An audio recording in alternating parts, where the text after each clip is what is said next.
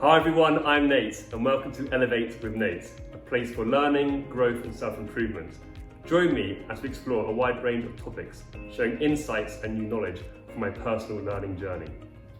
In today's episode, we're diving into a pressing issue that's been affecting one of the most beautiful regions in North America, the Rocky Mountains. And the issue is wildfires. These wildfires have been causing issues every single year, and in particular this year with the evacuation of the town Jasper. So, how do these fires start? What are the causes, and how can they be stopped? Let's find out. So, wildfires, also known as forest fires, are uncontrolled fires that spread rapidly through vegetation. And they can occur naturally or via human activities. So, what are the most common cases for these devastating fires? Well, one of the most significant causes is actually lightning. And you might think that this would be very unlikely, but actually, when it does strike the lightning, the dry vegetation on the ground can set ablaze very, very easily, and it does. However, the majority of wildfires are actually caused by human activities. Normally that would be simply kind of campfires which aren't put out properly, could be chucking out cigarette butts from the car or anywhere, and even sometimes, even worse, actually on purpose. So, every single year there are always forest fires, but in particular recently they've been getting worse and worse. And there's actually an interesting twist to this, which can explain to some extent why this is happening. And it comes down to actually this new beetle that's been appearing in the Rocky Mountains. So, I think from about 5 or 6 years ago, there was an infestation of a foreign bug called the mountain pine beetle, which again was not from Canada originally, got imported in, not sure how. And what this beetle does is, essentially kind of eats the inside of trees, okay, of the bark, which means that it makes the tree essentially die. And when it dies, then it starts to rot and get withered. And it's that withered types of trees that set alight very, very quickly. So it's been very, very, say, not helpful, these bugs, to the whole reduction of forest fires. So as you can hopefully see now, it's a complete nightmare task trying to stop these forest fires. You've got the natural causes, the human causes, and now these beetles too. Right, so here's a big issue again with the wildfires.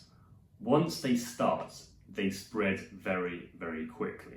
And on top of that, actually, the type of vegetation also contributes, and the under kind of growth in the Rocky Mountains in those massive forests is ideal, sadly, for setting alight. And then finally, what can also make these wildfires spread even quicker is actually the wind, okay? With the high wind, it can just blow across the fire to the next set of trees, and it keeps going on and on. Okay, so I'm going to now mention some of the proactive measures they use to prevent these fires from occurring in the first place. So actually, quite counterintuitively, one of the first things they might do is a technique called controlled burns, where they on purpose set alight to some small sections of vegetation or excess vegetation to try to get rid of it so that it won't be there to then spark the actual full of wildfires. A second technique is called forest thinning, where they simply remove, chop down some trees and vegetation to try and again prevent the spread. And in a similar kind of note to this, they also try and remove any dead trees, which of course with the bug infestation, there's a lot more of these, so that's quite a big task there. But ideally, if they can get rid of these trees, it will make a lot lower chance or lower probability of fires starting in the first place. And then a final technique is constructing something called fire breaks. Okay, this is basically creating gaps in between the forest. So let's say a natural example would be a river or a lake. Okay, but man-made examples might be you putting roads in, or simply just chopping down big sections, so like in a line of trees, in the attempt that if, say, one section of the forest does go on fire and starts rapidly going along, it will then suddenly hit an area of no trees, and that's the end of it. Of course, the problem here is with the high winds, okay, it can easily, well, in theory, blow across the next set of trees. So That sort of fire break, you'd have to have quite a wide area of a gap. And also, if you have been to the Rockies, there's so many trees there. You've got to chop down a hell of a lot to create this. But at least that's a starting place. Right, so we've looked at the proactive measures, but let's now look at the reactive measures to fight these fires once they have begun. And the first one actually is the fire breaks. So what they'll do is, once they can see where the fire's going, if there's a fire break already in place, they might then try and add to it, or in certain sections make it wider, just so that hopefully that will work and stop the spread.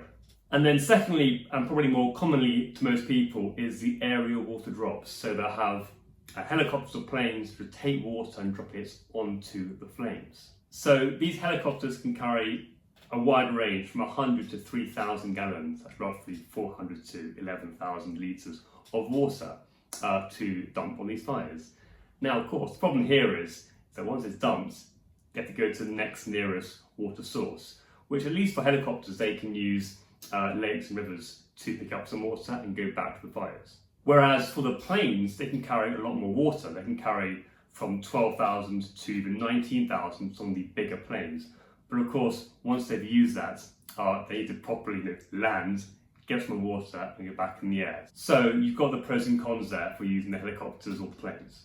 Now, in an attempt to try and help this, they put temporary water sources in locations closer to the fire, so by and moved by truck probably, so that the planes and the helicopters can quicker get the water and keep going. And also, it's not just water they will use there, they also use fire retardants, those chemicals, to try and quicker stop these flames. On top of the helicopters and the planes, you also have firefighters on the ground trying to put out these flames.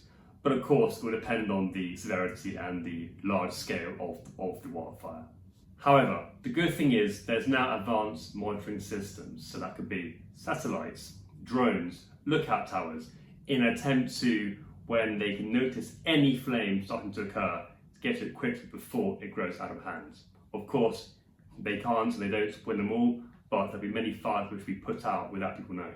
Okay, so there you have it. Those are the proactive and reactive measures that people take to try and tackle these fires. So hopefully now you have a better idea, if you didn't before, on what wildfires are. Thanks for watching. If you enjoyed this video, please give it a thumbs up and hit that subscribe button and bell notification. Feel free to leave any comments and any suggestions for future content. And as ever, onwards and upwards.